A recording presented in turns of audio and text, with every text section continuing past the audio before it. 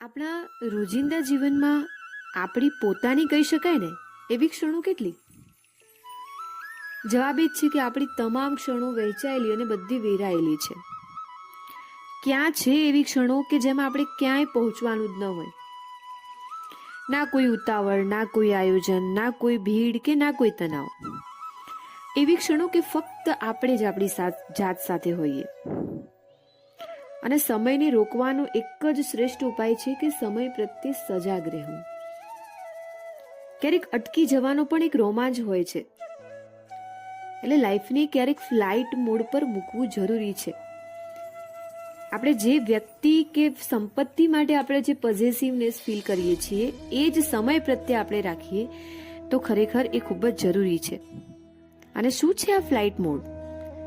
એ જ છે કે બસ સમયને રોકીને ક્યારેક પોતાની જાત સાથે સમય કાઢવો, ક્યારેક મન ગમતા સ્થળે રોકાઈ જવું, એક જ ગીતને વારંવાર સાંભળ્યા કરવું, કોઈ સરનામે પહોંચવાની ઈચ્છા વગર મન અપરિચિત રસ્તા પર નીકળી પડવું. થોડો પણ નિશ્ચિત સમય તો પોતાની જાત માટે કાઢવો જરૂરી છે. અને આ જ અનુભૂતિ શ્રેષ્ઠ છે.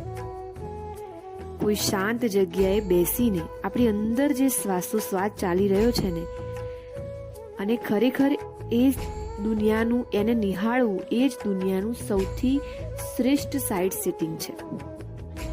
ક્યારેક કુદરતી દ્રશ્યો આપણી બહાર જ નહીં પણ આપણી અંદર પણ રચાતા જ હોય છે, અને એને જોવાનું 100% સમય કાઢી અને તસદી લેવી જોઈએ.